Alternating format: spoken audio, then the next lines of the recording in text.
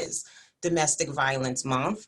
And also our work as, I'm going to say human service professionals, because some of us in this room might be psychologists, doctors, lawyers, social workers in training and, have varied backgrounds. And so as human service professionals, we have a responsibility for service provision.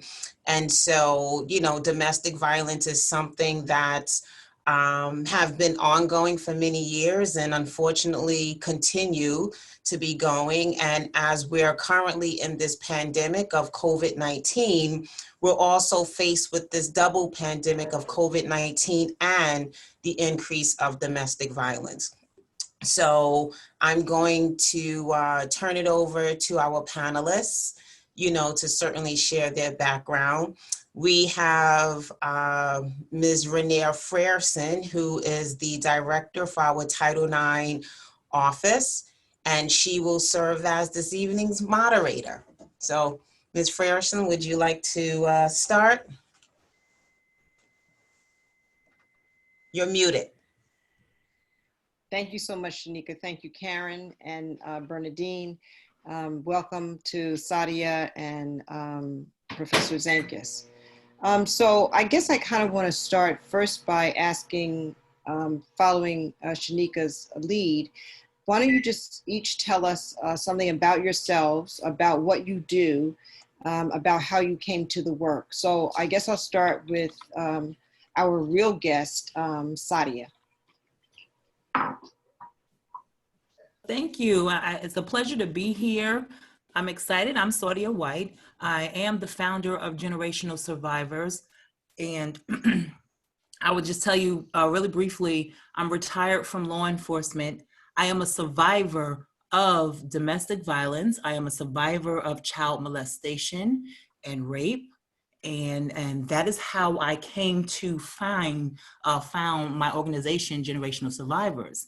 And I do a lot of work in my community as an advocate for survivors. I work with a lot of different women who live in transitional homes at this time, who were actually able to escape their abusers.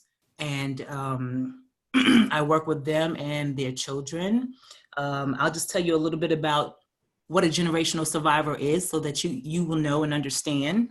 So a generational survivor is an individual whose family has a history of abuse, and it has directly affected that individual being during his childhood, which may have resulted in him witnessing or being a part of, him or her witnessing or being a part of domestic violence, victim of child molestation, child abuse, and sexual assault. And bearing witness to that immediate family member and being a part of that themselves. So, and our hopes with Generational Survivors is to advocate on behalf of the child at that point, because they're growing up witnessing that abuse. And oftentimes that child grows up into another abusive relationship or becomes the abuser themselves. So what we want to do is we want to stop it there. We're trying to work with the families who are directly linked with it and who have children, how you can recognize those signs of abuse, how you can get help for your child when, as a survivor of child molestation and witnessing the domestic violence in my own home from my mom, I did not get help at a young age. And I think that if I would have had some sort of therapy or intervention, she and I both, maybe that would have helped me to further recognize the signs of an abusive relationship that maybe I would not have fell into the hands of an abuser. And also, I also needed intervention on my behalf because I was a victim of child molestation. And I think that's very serious. That needs to be addressed, that these children are going through these issues and it's not being addressed at an early age. And that's how ACEs was formed. So I love what I do. Generational Survivors is a global platform, and we advocate on the behalf of the survivor. We're advocating for change in law and policies. There's so many issues surrounding domestic violence. it's so worldwide. It's to me, that's an epidemic in itself. So, thank you. Thank you so much. Okay, so how about you, Professor Zenkus? Tell us about yourself and your background, how you got to this work. Sure, thank you. And it's an honor to be on the panel with such illustrious guests who I am big fans of. Um, you know, I worked in youth and family services for some years and in this area of substance abuse as a direct service practitioner. And I started realizing that a lot of the people I worked with, specifically in substance abuse, were either struggling with domestic violence or had histories of child sexual abuse or rape. And at first, you know, I would say, oh, wow, another one, what a coincidence. And then you start to realize, no, this is a pattern. So I moved in the direction of working in the field of family and sexual violence and trauma. I worked initially at a place called the Coalition Against Child Abuse and Neglect, which turned into the Safe Center. It was an interesting piece there because as a director at the Coalition Against Child Abuse and Neglect, we merged with the Nassau County Coalition Against Domestic Violence because we saw the issues of child abuse, child sexual abuse, adult sexual violence, and domestic violence, intimate partner violence as all connected because they are so connected. And it was an amazing learning experience to work with some of the most incredible professionals I have ever known, seeing these families with multiple issues. The mother was a victim of intimate partner violence. The daughter, at the hands of the same perpetrator, was a victim of sexual abuse. The son was a victim of emotional violence and physical violence because he saw it happen. And you would see all of this intertwining. So it was good to be able to look at it from a holistic view. But the thing that I think really changed my life was the stories of the survivors and watching their amazing resiliency. So that's my background. I also teach. So I teach at Adelphi, I also teach at Columbia, and I try to get the message out about family and sexual violence. And I'm also an advocate and an activist outside of here to do the work. I work with prominent victims of sexual violence at the hands of powerful men. I've done some work with a victim of Jeffrey Epstein's, and as an advocate and a supporter. And I also see that this issue is political. And we can't have these conversations, you know, as far as I'm concerned. Here I am, this privileged white dude, right? Born with all this privilege that I didn't deserve. And when you think about it, I mean, that's a political thing. And so I'm all about smashing the patriarchy, the racist patriarchy. And I think we can't wait any longer. So happy to be here. Great, thank you. I like that. Okay, Bernadine. Thank you so much, Rainier. My name is Bernadine Waller. I am the Associate Director of Experiential Learning at the Center for Career and Professional Development. I actually came to this work as a clinician.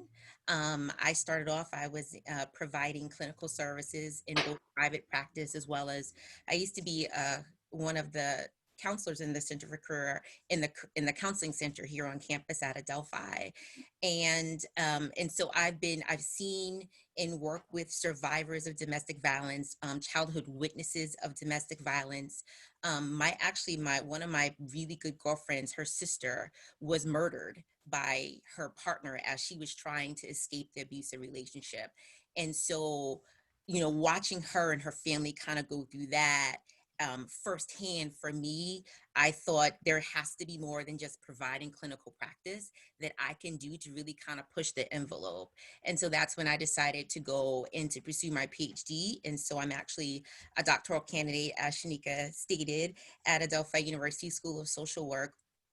I'm actually finishing up, if you will, the last of my cycle of an NIH grant. The National Institute of Mental Health has funded my dissertation study, which is designed to build a theory that explains specifically how Black women survivors look for help. And that is critical because of all the researchers. Literally, there are hundreds of researchers conducting this work across the country, and I can name 5 researchers across the country who are really centralizing the needs that are specific to Black women survivors.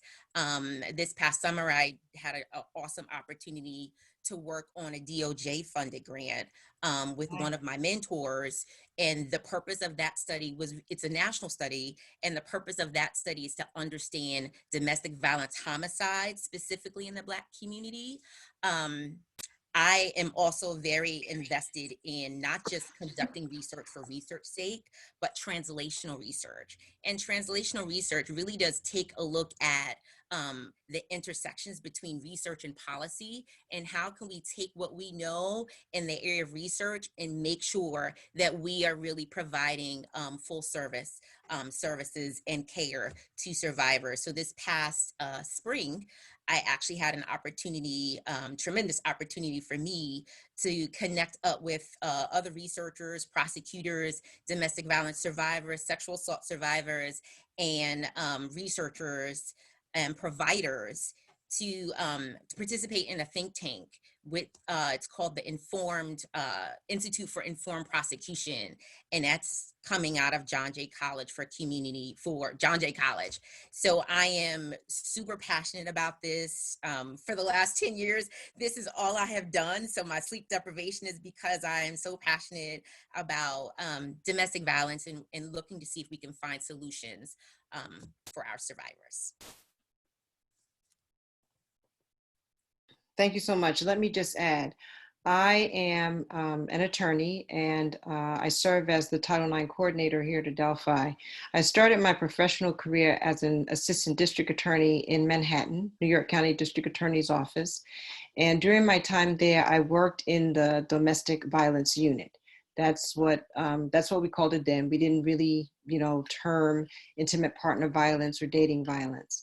And so the early part of my career was dealing with the victims and the perpetrators of domestic violence.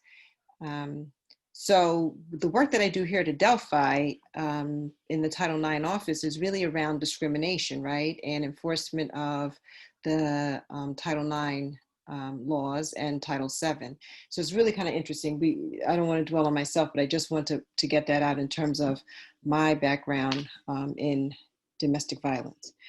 So let me just start first. What role do you think gender and gender roles has played in gender-based violence? And you can decide who goes first.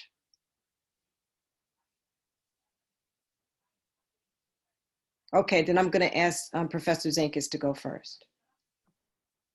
What role do you think gender and gender roles has played in gender-based violence? Well, I look at our system as a patriarchal system, and that's one where the majority of power rests with those who are perceived as or identify as male. And that's economic power, political power, power in business, power in education, the educational system, universities and colleges, department heads, everything, law enforcement, all our institutions. And, so I look at it from that lens, and then I bring it down, that in order to preserve male privilege and male supremacy, we need to keep women frightened, stressed, harmed, and in a position of weakness. And the way that happens is by acculturating boys to be powerful and girls to be submissive and obsequious. And that happens and when parents do this and when schools do it, they're not consciously thinking, reinforce the patriarchy. It's just, this becomes embedded in our culture. And I liken it to racism. It becomes this embedded thing where we just accept these things without critically looking at them.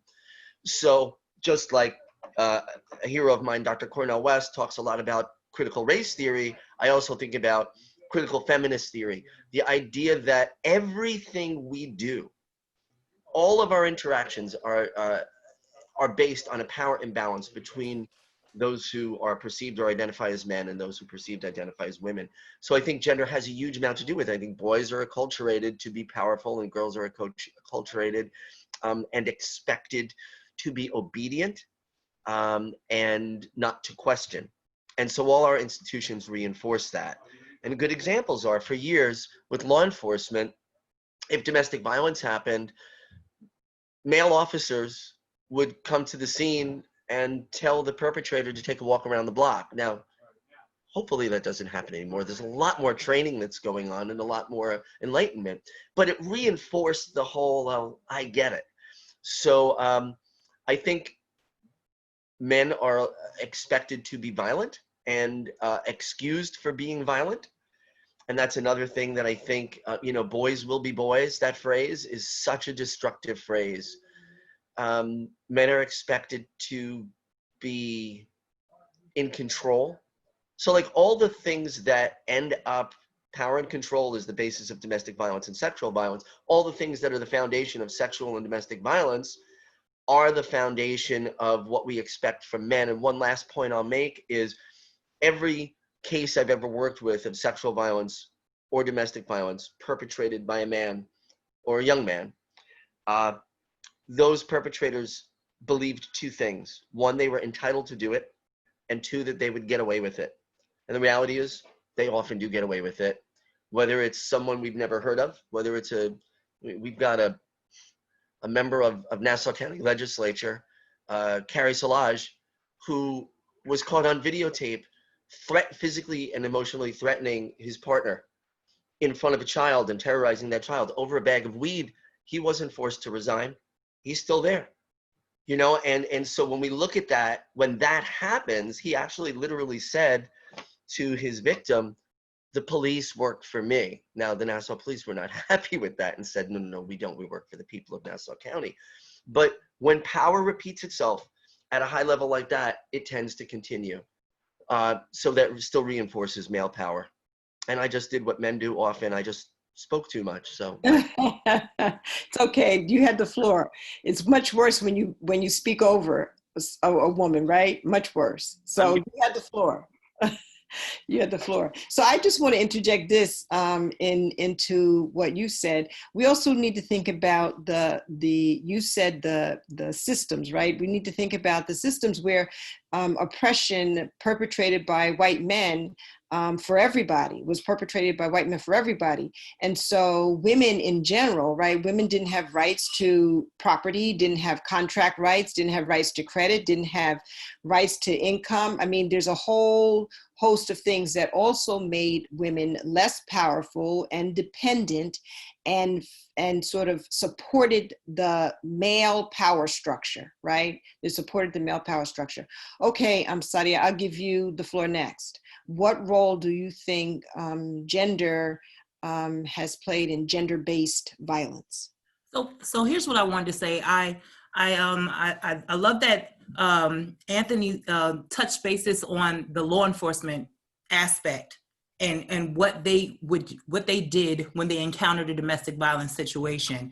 Me coming from a law enforcement background, this is the reason why things needed to change, and they are steadily, the law enforcement community steadily has to train within this area, because there are still a lot of gaps there, especially with the males that enter into, when we go into and I've seen this with a lot of my male companions, where we have entered into a home and there was a domestic violence situation, and later you would hear the male officer snickering about it, and she's just going to go back, and this is a waste of our time, waste of tax dollars. And those comments are the very comments that, this is the reason why domestic violence is still perpetuated through, and is a cycle of abuse, because a lot of the women are not taken seriously.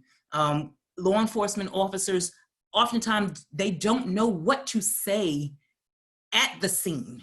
The training wasn't there to separate the male, the woman. Now it is, but still there are still gaps. And this is the reason why training is so vital within the law enforcement community, to understand domestic violence and that it's not the woman's fault, because so many of our officers still have that notion that it's their fault. They're there and they won't leave. So this is going to be ongoing. It's nothing that we can do. And when we do have a case and we do get the victims to come forward, a lot of times the woman, she won't show up to court, you know, and it is frustrating, but it takes time. And that's something that we have to have training on as officers to understand that no situation is the same. And the woman, or even if it's a male victim, because we have encountered some male victims as well, the victim is just that. They're the victim in that situation. And we have to educate ourselves on how to deal with, you know, appropriate the situation from that aspect. We lose so many, and I've seen so many lost because they don't have faith in our justice system. They don't have faith in the law enforcement officers. A lot of women have complained to me that, you know, they have reported the abuse and they weren't taken seriously. That is a problem in the law enforcement community that I feel needs to be addressed.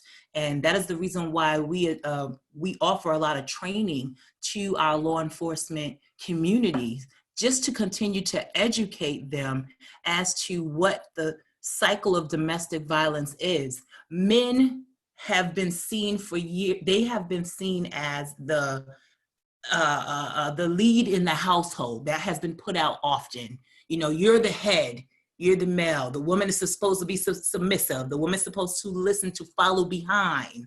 You know, for years that was put out.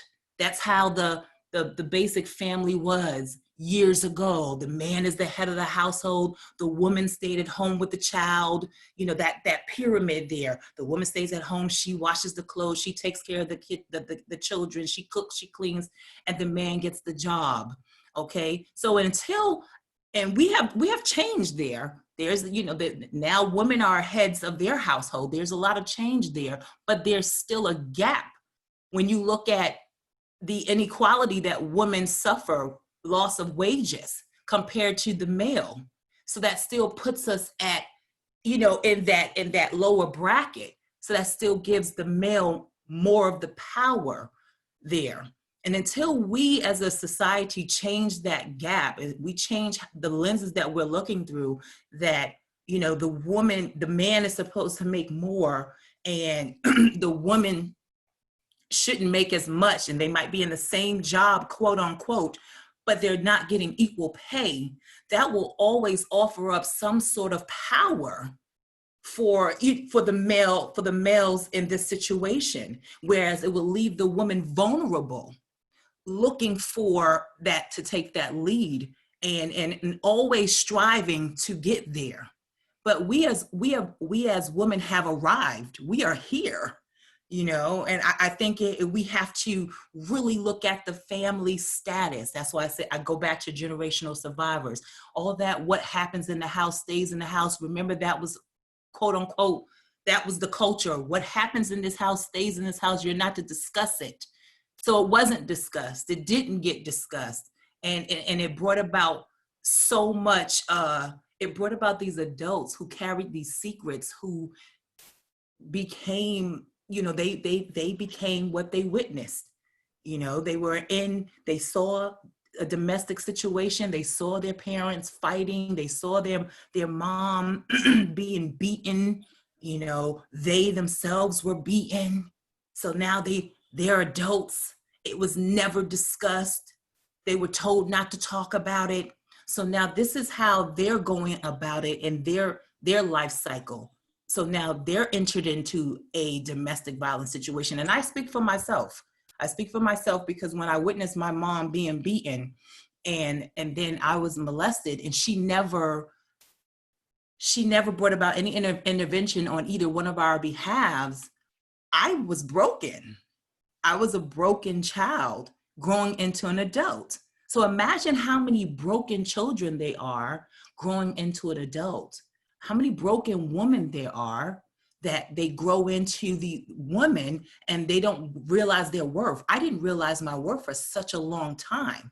And I thought by becoming a law enforcement officer, that would strengthen me and give me value and give me worth, and I can save lives and stop that cycle from happening. But then I got into law enforcement and saw that the cycle was still there, even within my job. So I want to touch on something that you said, right? You mentioned a lot about law enforcement. You mentioned the idea of the man being the head of the house. And so I want to go back to some of the beginnings of us in this country, right? When this country began, it was started by immigrants from Europe who came from systems where women were property, right? Women were traded for property, for real property, where the man was the king of his castle. And that kind of thinking translated into legislation, translated into policies. Those are the kinds of things that caused decision makers like judges in courts to make decisions about the men who came before them with whom they had just been drinking at the tavern on Friday night, right? So your buddy is not going to see you as the real perpetrator when, oh, I know him, we just had drinks, and I'm going to need him to look out for me when I'm standing because I might be standing before him. So we have a history in this country of this supremacy of not of male supremacy, right? White male supremacy, white men making laws that protected them. So it makes sense that a police officer would not think, or a perpetrator would understand that nothing's going to happen to him, because when did it happen, right? When did it ever happen? And it was only, it's only been a result of movements. I've been talking a lot about movements since this summer, and since we are in the midst of a social justice movement, another social justice movement.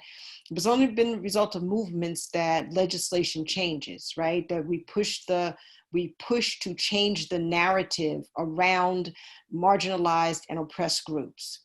Okay, Bernadine, what role do you think gender has had in gender-based violence?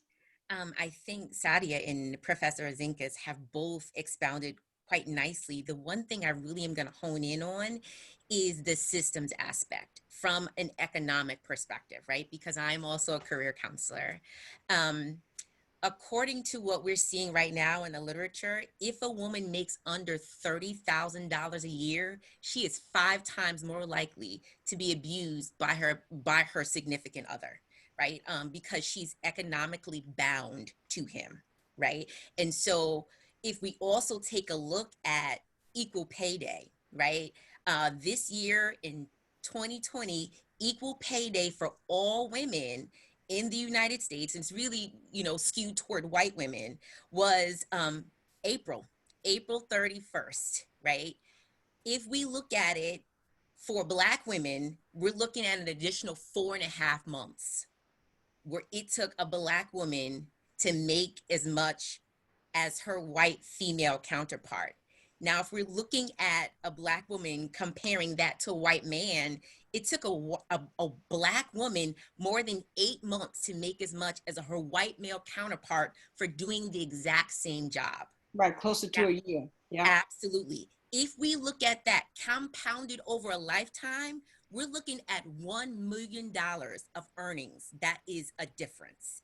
So a Black woman has to work an additional 26 years to make as much as her white male counterpart. Now, if we're looking and we're superimposing those dynamics, in addition to what Sadia has already shared with us, in addition to what Professor Zenkus and our wonderful moderator has already shared with us, understand that the hugest reason why a lot of women are not leaving is because they're economically bound to that perpetrator. If we're looking at the context of what's happening right now in the midst of COVID-19, there is a lot of downshifting. And when I say downshifting, right now, everyone's working remotely. Now, if I'm working remotely and I also have children, right? I am probably not able to work as much or be as involved because I'm now, on top of working my full-time job, I am also now homeschooling my children, right? And so the economic gains, the gains that women in general have made over this last decade, there's a report that just came out by leanin.org and McLean and Company that just came out probably about 2 weeks ago. It was all over MSNBC. You can look at it. I think it's called Women in the World of Work, and it's their 2020 report. And it looks at the devastation that COVID-19 and this pandemic has had an impact on women's ability to work, women's advances, both in corporate arena as well as education and in administration and in all the leadership roles across the board. Women are losing the gains we've made over the last 10, 20 years. In less than a year, we've lost a significant amount of those gains. So I think gender and our systems and the way our systems have been constructed, it's very nuanced, and it's not designed for women to necessarily be in control. No, it's not. I agree. So since you brought up COVID, I wanna follow up on that question. The COVID-19 pandemic has upended many, many lives and many areas of our lives as we know them.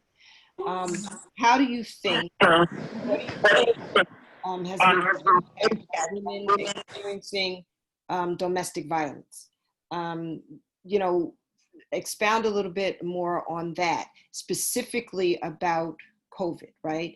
When we think about who's working, who's not working, what kind of jobs people were terminated from, and the dynamics of a home, dynamics of a family, where somebody now who was working and contributing financially cannot, what kind of stress, talk about that stuff.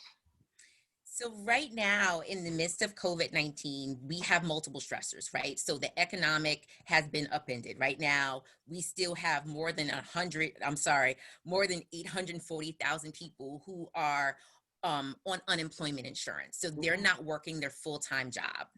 If you're looking at how the workforce is actually segmented, most of the service industry has been significantly impacted. And if you're looking at the service industry, who is dominating the service industry? Women, right? Women are your hostesses, women are your travel agents, women are the stewardess on the airlines. We're the ones who are the front lines of many of the service professions that have really been significantly impacted. If you also take a look at what's happening in the dynamic during COVID, there's also been an increase in ammunition sales. So gun sales have skyrocketed. The ammunition. In some states, you can't even get ammunition at all. Absolutely. You can't find it. It has skyrocketed. The FAA back in early August came out with a report and said that they're finding 3 times the amount of people coming on their airplanes with luggage, with guns in their carry-on luggage. And so we're looking at that. Okay, and people are also frustrated. There are mental health correlates that are connected because I now am more stressed, I am more depressed, I am more anxious. And not to kind of step on Professor Zenkus's toes, also we're looking at opioids, and a lot of substance abuses are going up. If we look at what happened in the middle of the shutdown, right? What was also considered an essential place of business? Liquor stores, right? And so you now have a perfect storm. You have somebody who's lost a job, somebody who's frustrated, someone who now has access to guns, someone who now, not only can I not leave, we're always with each other, right? And so the dynamics that we typically saw on Super Bowl Sunday, right, which is the most dangerous day of the year, typically for survivors, right? Because whoever I bet on, they lost. I got frustrated, so I can't do anything to the football team. I'm now punching you out because I lost tens of thousands of dollars because I just lost that on my bet. So if you're looking at that dynamic of Super Bowl Sunday, that is now what's happening in the midst of COVID-19. And unfortunately, the murder rates are reflecting of that. Murder rates in Milwaukee have skyrocketed 180%, 180% in one city in the Midwest, 180%. The state of Alaska, we're looking at that. That is the most deadliest state as a woman you For would women. ever want to live in, because domestic violence rates are like typically 2 to 3 times the average of the rest of the country, right? They are also seeing record increases. By June, in Arizona, they have also seen a third of their murders in Arizona have been a result of domestic violence victimization. And so now we have a perfect storm in the midst of COVID. It has been horrible. Anthony, I want you to follow up on that. Why don't you share with us your perspective on COVID-19 and domestic violence? So absolutely everything Dr. Waller is saying is right on target. And one other thing I would add too, when you look at Alaska, I'm wondering, and I'm guessing that First Nations, Indigenous American women are most at risk with this, and are often most ignored by law enforcement and the courts. So that's a reality too. Yeah, I mean, so here's the thing. When you look at the United States, we're the richest country in the world in history, in the history of the world. At the same time that we look at the connection between economic struggling, women under $30,000 being 5 times more likely to be victims of intimate partner abuse. I mean, that's a huge, huge correlate. At the same time, we're looking at people's livelihoods and incomes going away over the past 7 months. The United States' richest billionaires increased by their wealth over the past 7 months by almost $1 trillion. So I mean, it's just me. I can't have a conversation about intimate partner violence, sexual violence, and COVID without having a conversation about capitalism. Right. So when politicians come in and virtue signal and say, we're going to take care of this and we're going to take care of that, but don't fundamentally change the systems of power in this country, nothing changes. So we do know this. People locked in homes with their perpetrators are in far greater danger during this shutdown than they ever were before. And an interesting thing is there are less calls coming into district attorney's office and police because they don't have if your perpetrator's there all the time, when do you make that call, right? So, and there's nobody at work to say, hey, are you okay? And then you can take them in confidence and tell them. And let me just throw this out. Yes, it's important to recognize this. All genders and all gender expressions can be victims of partner abuse and sexual violence, and all can be perpetrators, but women are most in danger here. And so I think that's a huge piece when we look at this, that we have right now within our power the ability to give families what they need, right? Neither party was able to get it together. We got one $1,200 check. I mean, I'll keep it clean, but really, that's what we get.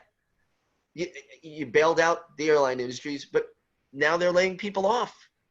So and that point about service industry, so important. The most vulnerable jobs, women who are head of households. I don't know what we're going to do. We massive eviction crisis, all of it. We can't look at the dynamics of sexual violence and partner abuse without looking at the dynamics of capitalism. We have a system that serves the powerful. We have this ingrained belief in our society in individualism and competition, when really, as humans, we evolved in clans and tribes and groups. We need to be more collective. And that has to be in our economy and in taking care of each other. Most people that I talk to when I teach classes don't know their neighbors, right? I mean, so there's this piece of social isolation being one of the most powerful weapons that intimate partner violence perpetrators have. And we have made social isolation even more of a thing through COVID. And it doesn't have to be this way. We can shelter in, and we can wear masks outside, protect ourselves, but also give families what they need. We're not doing it. Sadly, it's going to get worse. It's not going to get better. And I keep going back to the thing, like, I don't want to hear virtue signaling. Nice that you have a woman on a ticket. I want to know what you're going to do to restructure our economy so that it doesn't take Black women 8 months to earn what white men earn. And I'm a white man. Let me tell you something, one last piece. You know, I was talking to a friend of mine about sexism and racism. He's a white guy and he's pretty successful in the entertainment industry. And we were saying, we go through our lives thinking we're so talented and we're so good at things and not realizing like nobody ever says you got the job because you're a white guy. But let me tell you, it happens all the time. And a lot of those white men in positions of power, they ain't good at what they're doing, right? So let's admit it. We shoot ourselves in the foot with this whole system, and I want to see serious change. Maybe that's what happens. Maybe this is a rebirth and a moment for that. Right, that's true. That's true. Okay, so Sadia, you talk about generational survivors and generational surviving. And so I want to now talk a little bit more about children of domestic violence, children of intimate partner violence, children who are the products of these relationships and this process. So what we have found as a generational survivor myself is that the children in the situation, they oftentimes, they grow up to either become the abuser or they're in an abusive situation. What do you think the reason for that is? I think that once you're in your surroundings, and I'll speak for myself, that was what I grew up in. That's what I knew. And that's what I knew to be family relations. That's how I knew to cope. So I was taught to cope by yelling, screaming, hitting, being violent. And it was a learned situation in my home. It started there because that's what I saw on a daily basis. And, I also saw my mother struggling because the partner she was with was not my biological father. So this was a man that she was in a relationship with. So I saw her looking for love, and she was in one relationship, and then she got out of that relationship and she jumped into another relationship, and she was an educated woman. She went to school, she went to college, she got her degrees, working. She tried her best to make the best out of a situation. But again, she saw that in her home as a child. She grew up in a domestic violence situation. So let me ask you, do you think it was both? Do you think it was just that that's what she learned, or having grown up in that situation, her self-image, self-esteem, the kinds of things that would cause you to think that this is okay outside of what you've already experienced? Well, I'm glad you said that, because it's a two-edged sword there, because you have a learned situation. It's a situation that you have grown up and you're witnessing this every day. Mm-hmm. So you don't know anything else but that, because that's what you saw. But then now look at the internalization of it all. Look at what this young lady is becoming. Look at her self-esteem, her confidence level. Mm-hmm. Look at what that does to her. It damages that. That damages you my self-esteem was low for years. Mm-hmm. For years. I didn't have a huge jump of self-confidence. Mm-hmm. I didn't really believe in myself because I didn't know that. I didn't know how to associate that with being being a woman who was self-confident and knew her self-worth. Right. Because I saw another woman, the woman who was supposed to take care of me, my nurturer, also going through that. And then I became damaged from witnessing that. So it does a lot to destroy your self-esteem, yourself. I also want to talk about, so let's think about this, because this happens too, right? On the other side of that are women who become what we term as overachievers, right? Mm-hmm. So there's that impact. Bernadine, do you want to, I don't know, who wants to talk about that or the possibility of that? I just wanted to touch on that just a little bit. Uh-huh. I'm also an author. I wrote a book, and it was an anthology, and it was with a group of women who were all generational survivors, who all came from different walks of life. And I'm glad that you hit on that, because one of the authors in the book, she is an overachiever. She was an overachiever. She wanted to do so much more, but her self-esteem still was low. Right. He felt like she had to compare herself and do so much better than anyone else to be at the top, to be at her best. So she decided that I'm going to be the best at everything, and no one's going to be better than me. I'm going to get my doctorate. I'm going to exceed what they expect of me. But she also entered into a domestic, an abusive situation. So even with that being said, her being an overachiever, she still ended up in an abusive relationship. Because it's still a quest, right? It's still a quest for self-worth. It's still a quest for self-definition, right? Trying to define yourself for yourself and not really knowing how, because you haven't really had any example. So the one thing that I think about all the time is that children don't do what we say, children do what they see. And in one way or the other, I do it because I'm trying not to do what happened to me. I'm trying so hard to do, but I don't know anything else. Or I'm going overboard trying to make sure that I do more to prove that I'm better, to prove that I'm much more than what I believe I am. And either way, it produces the stuff that Bernadine talked about earlier, the stress and the fatigue and the emotion. So now, Anthony, you mentioned drug abuse and addiction, and Bernadine, you mentioned alcohol abuse and addiction. Let's talk about that and how this cycle and this quest for self-esteem and self-worth can lead us into these really dark places. And then I want to close with what can we do? What services are available? What are the kinds of things that we can do to get to the other side? So go ahead, Bern. Okay, so thank you, Sadia, for really laying that really strong foundation about ACEs and the impact that trauma has on children's brains. Yeah. There is a book by Judith Herman called Trauma and Recovery. And what that book really does explore is the impact of childhood trauma, or any kind of trauma really, on a person's brain. So there are physiological ramifications and there are psychological ramifications. Physiologically speaking, children who are exposed to trauma, their brain, parts of their brain are not fully developed, right? Their hippocampus oftentimes is smaller.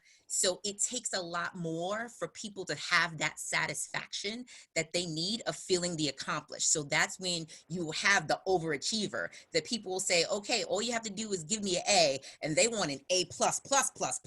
That doesn't even exist, right?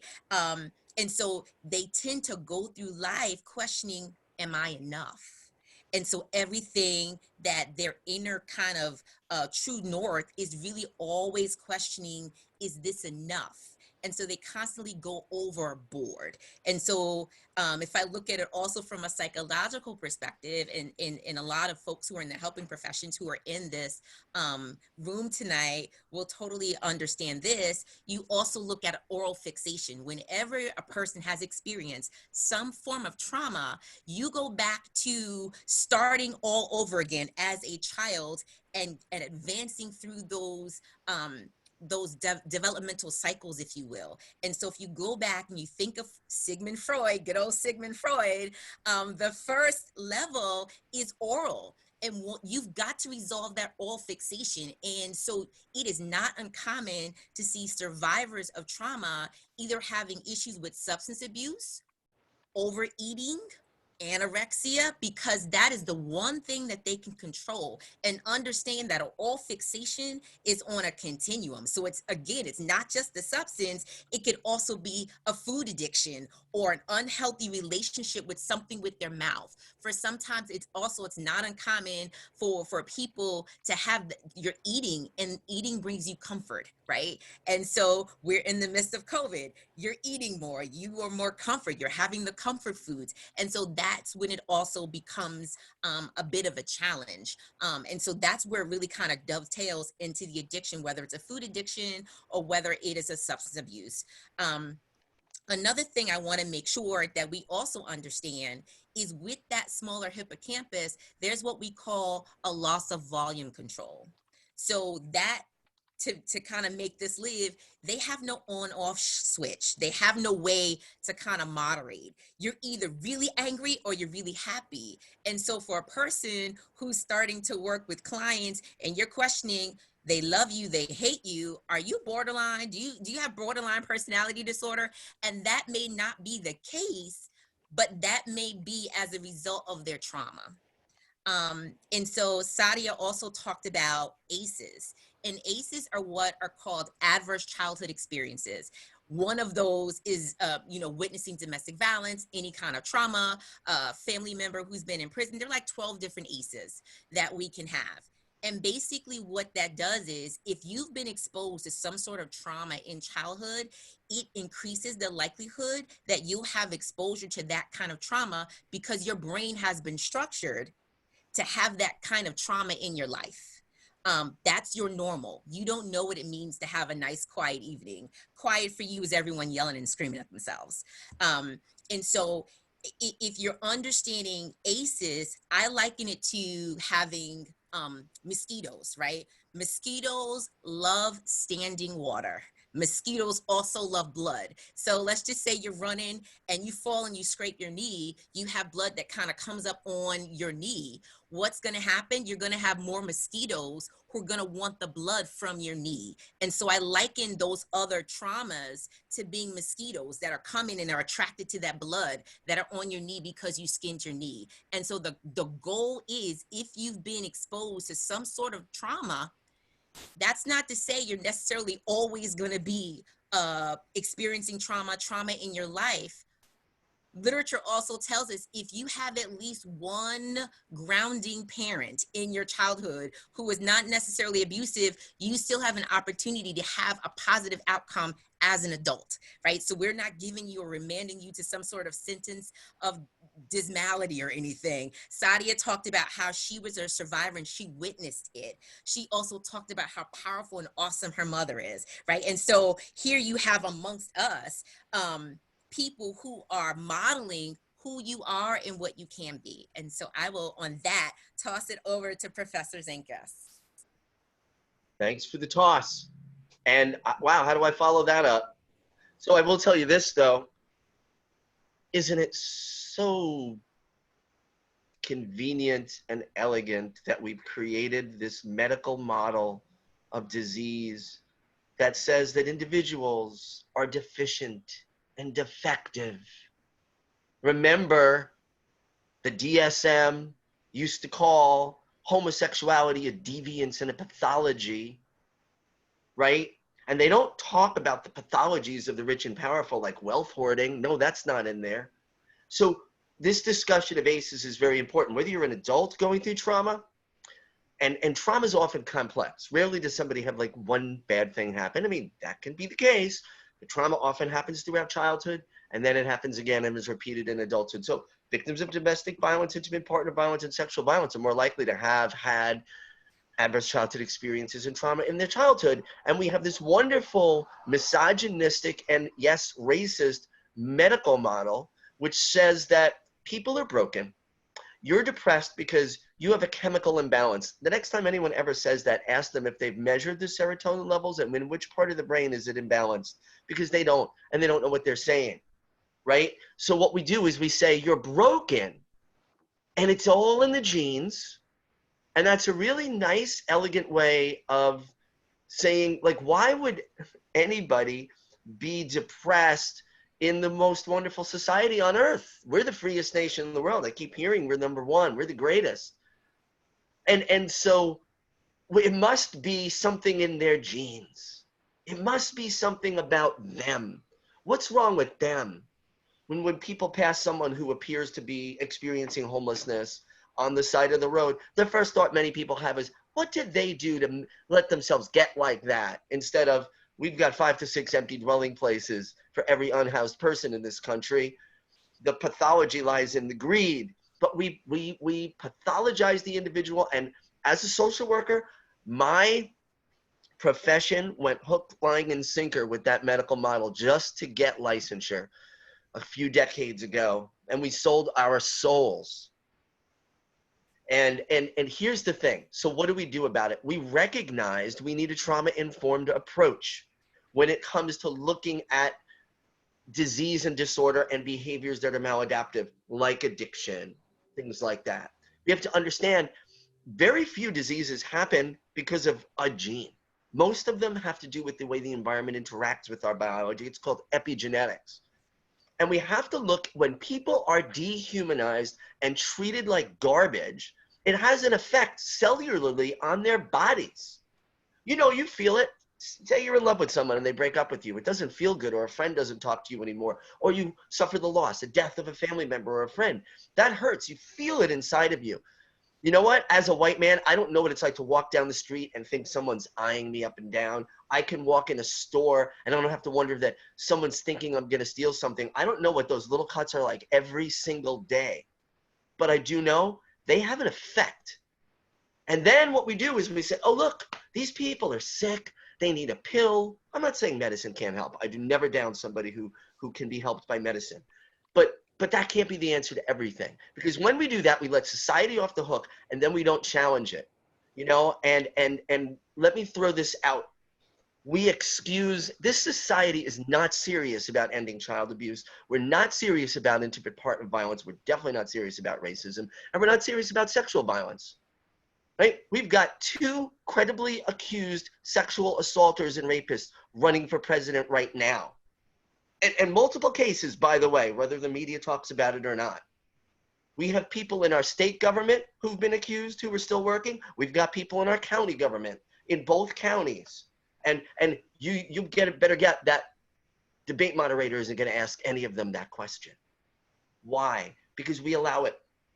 We had more sympathy for the Steubenville rapists and the ending of their brilliant, promising futures as football players than we did for the 15-year-old girl that they brutally raped and laughed about in text messages.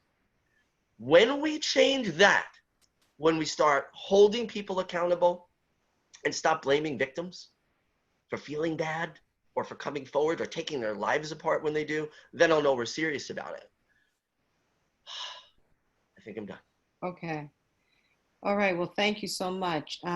So right now, I guess we wanted to see if, are you willing to stay for a few more minutes and take some questions? Okay. All right. So if you put them in the chat, I'll do my best. Shanika and I will do our best to ask our panelists. Also, folks can unmute themselves and just ask the question. Okay. Let me, and while we're doing that, I just want to make mention that Sadia's book is titled Survivors of a Generation Unheard. Her website is generationalsurvivors.com, small letters, generationalsurvivors.com, and the book Survivors of a Generation Unheard.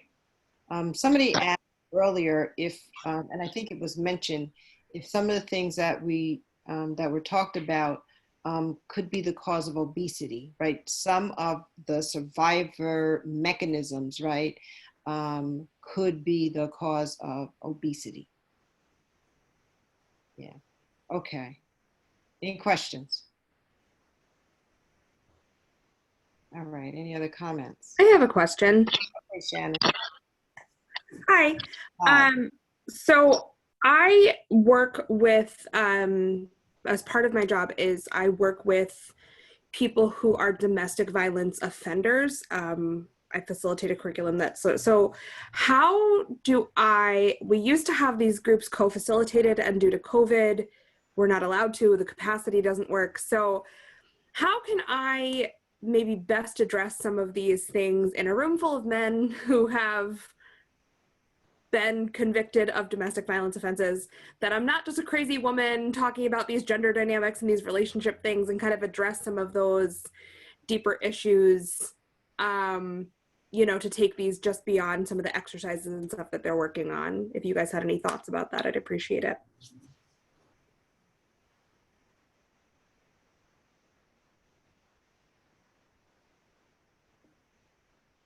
So the question again, Ms. Frierson, I just wanted to, I'm going to say it back to you, Shannon. You want to know how to best discuss this topic in a room with a room full of men, basically? Is that what you're asking?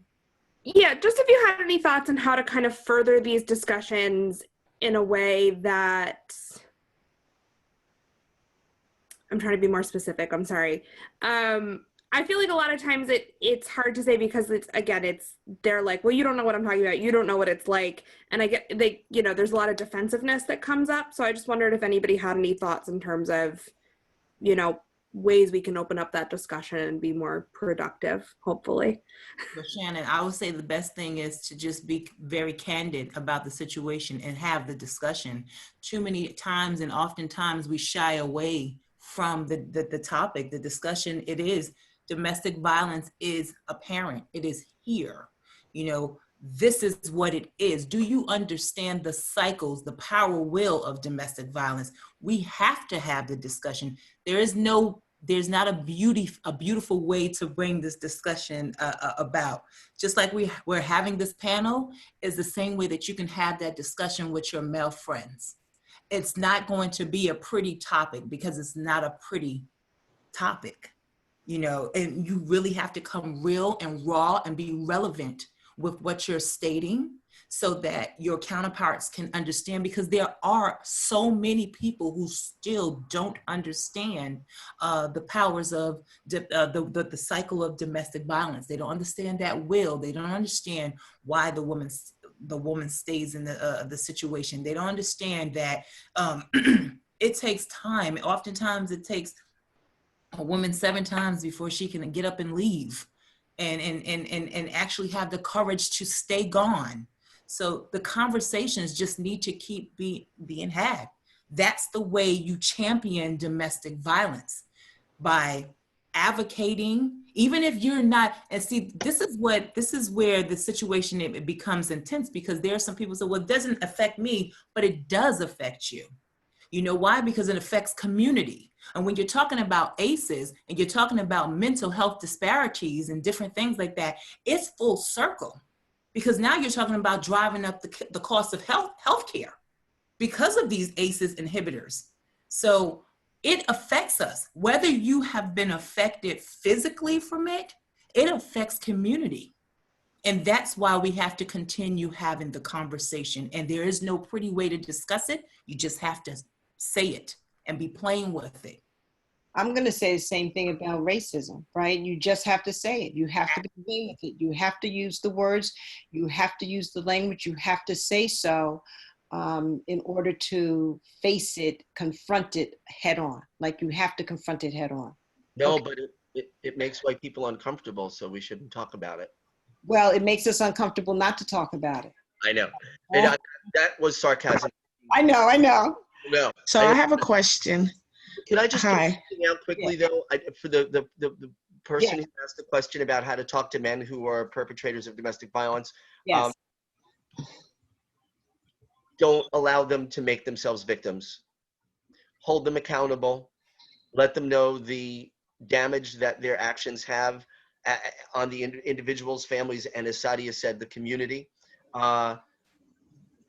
Don't allow the manipulation that occurs when they try to make it all about them, because that's narcissism and it happens. They may not be consciously doing it, right?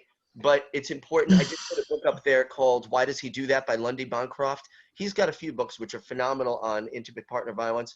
I would suggest reading them. I think they're a great resource. But the real, what we look at with working with batterers is batterers accountability programs. It's not therapy. We're not there to find out what happened when they were 8.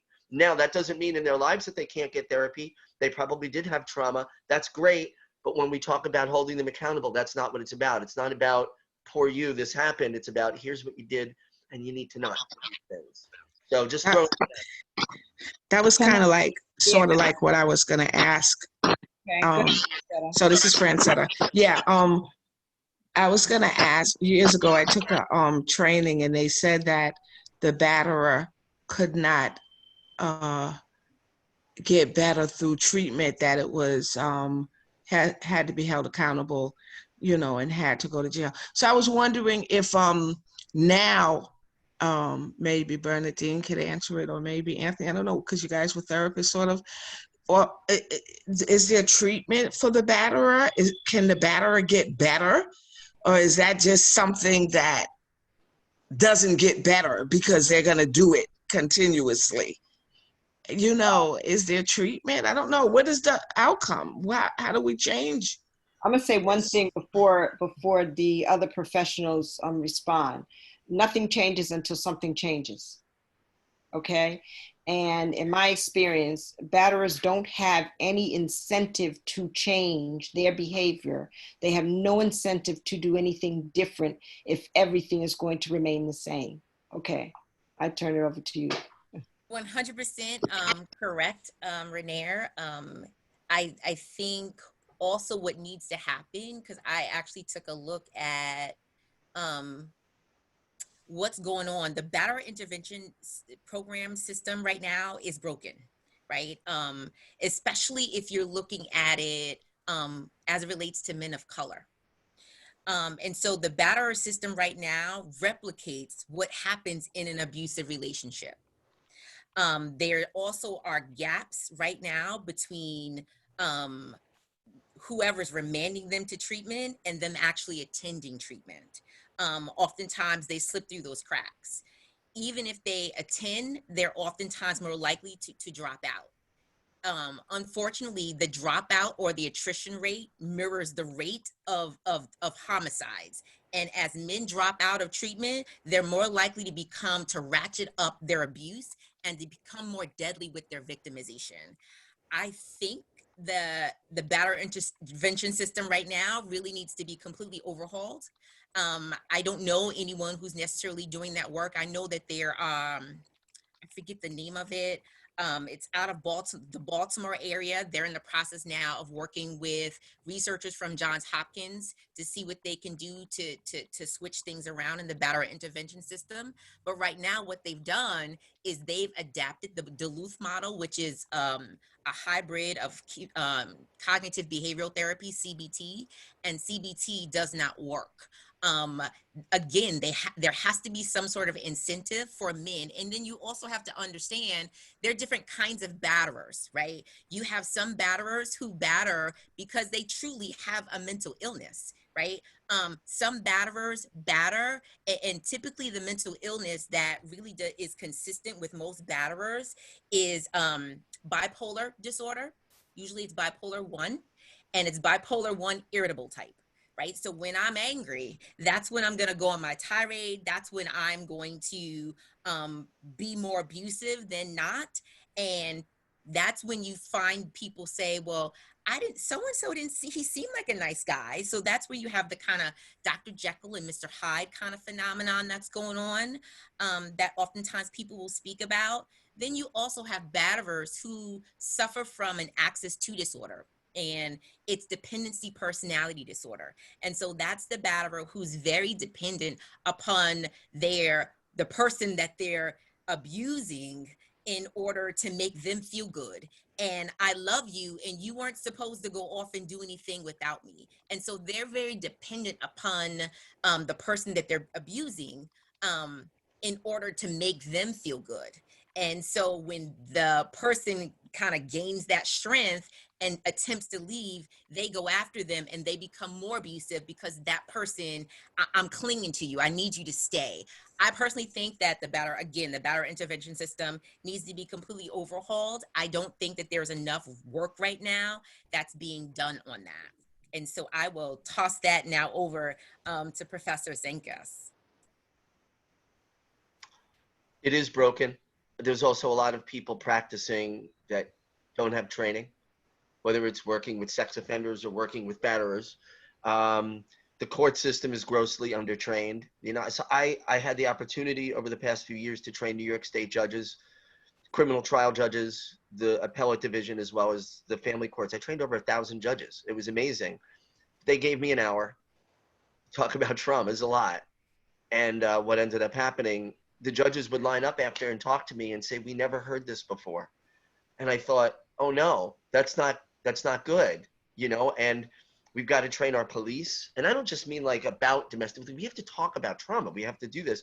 And you know, the other thing too is there's a lot of people with what we call mental disorders who engage in behaviors that society doesn't allow. And it doesn't perpetuate to the extent that intimate partner violence and sexual violence does, especially against women. So I have to say, yes, these things exist, but we create the space to allow it to continue over and over and over. I worked with a woman who was a victim of human trafficking, Nassau County. She said when she was arrested in the beginning, so this was years ago because she's now out of the life, she would be arraigned and she would go to Nassau County Court and she'd look around at the cops, she'd look around at the judges, she'd look around at the ADAs and the attorneys. And she said, they're all my customers. Mm-hmm. So let's be real here. Mm-hmm.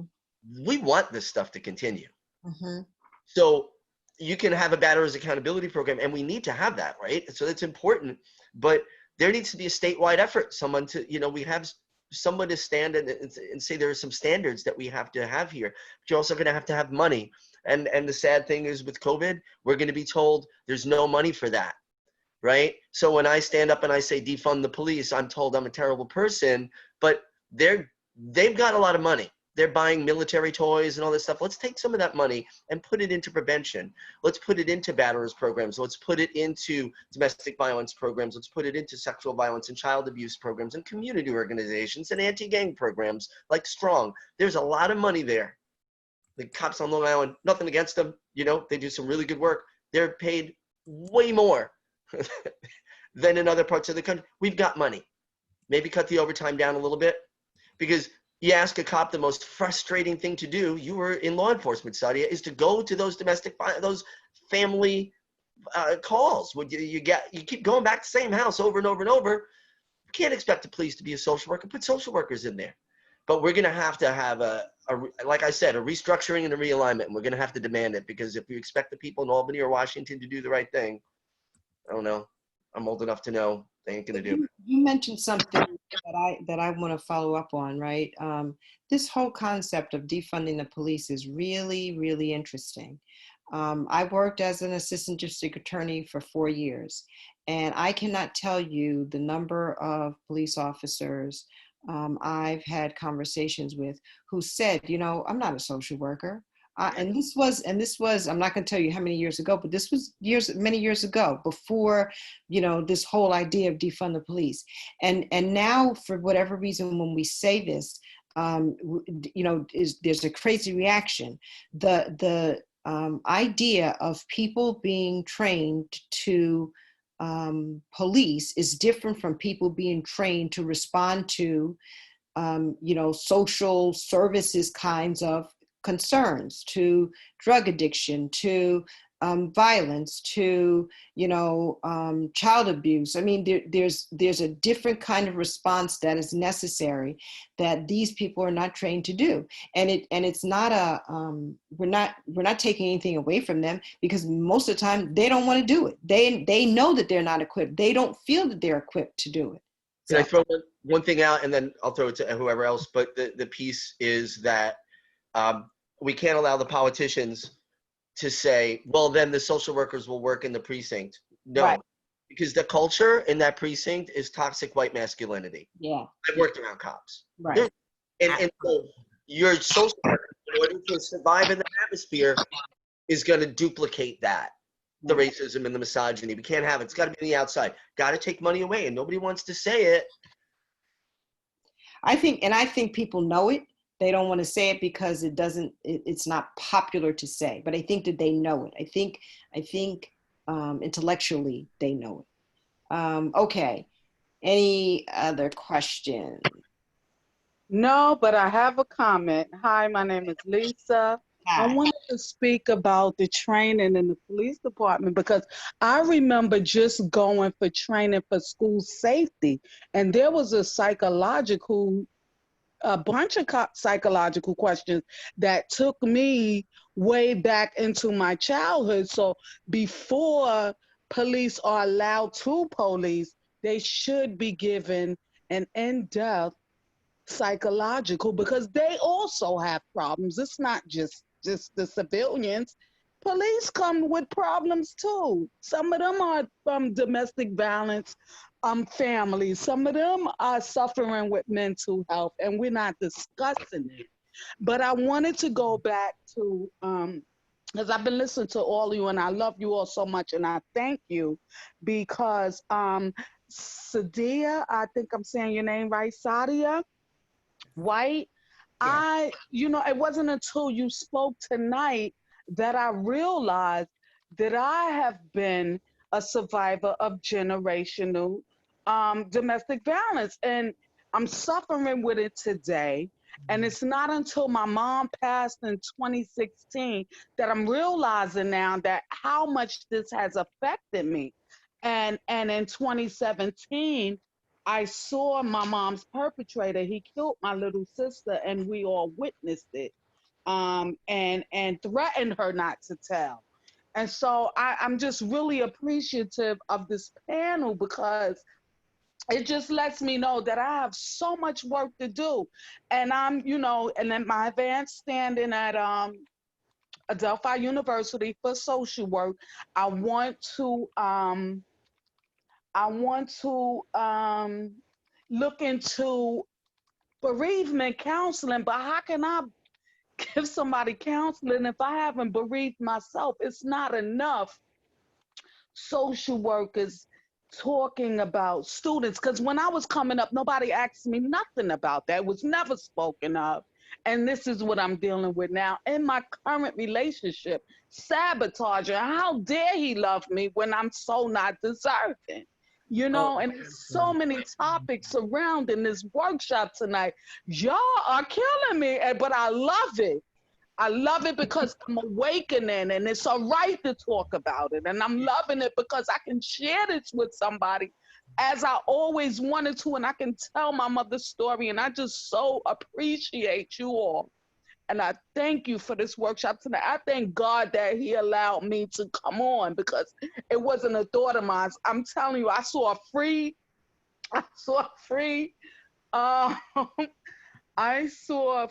filled points, and I'm like, okay, I can get that. But just actually sitting here and listening to you, I am so awake. And I just want to thank you all, and I commend you all, and keep up the good work, because we all need you all so much. Well, Lisa, I want to say thank you for showing up in this space. Domestic violence, intimate partner violence is a very vulnerable topic. And thank you for expressing and demonstrating your vulnerability, because as you just shared a piece of you, that let us know that we have given you strength to identify and be able to utilize exactly what you just said to impart that onto others. But the reality of it is you may have to go through your own healing process first before you begin the process of trying to heal others. And it is okay to not be okay. And so we feel that we have definitely done our job this evening just by hearing your testimony. And you're just one person. There's many of us in this room as we speak, as we sit, who's in, violent relationships, who have been subjected to them, who are, privy to others that are in these relationships, and they're trying to figure out how we get out. So there are some resources in the chat room. Our panelists here are also some really great resources. I had placed their email addresses in the chat room. If you need to get in contact with them, you can certainly outreach to myself, and I can put you into contact with them. But we're going to close out this evening. Thank you for extending your time with us. We are looking forward to having more of these conversations. And so we all have an open door policy. You are a part of this community. There is the student counseling services, so please access them. You do not have to walk this path on your own, because this is a journey. This is an absolute journey in all that we do. Karen, Bernadine, Tom, yet again, a very successful program. I always appreciate the collaboration. This is what I refer to as paying it forward. And so we model this for you all so that you all in turn can pay it forward.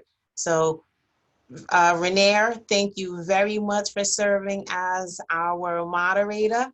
Sadia, Anthony, and Bernadine, again, thank you. I couldn't have done this without you all.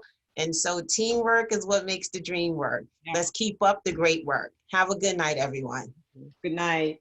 Nice to Thank meet you all Good so night. much. you, Anthony. Good night.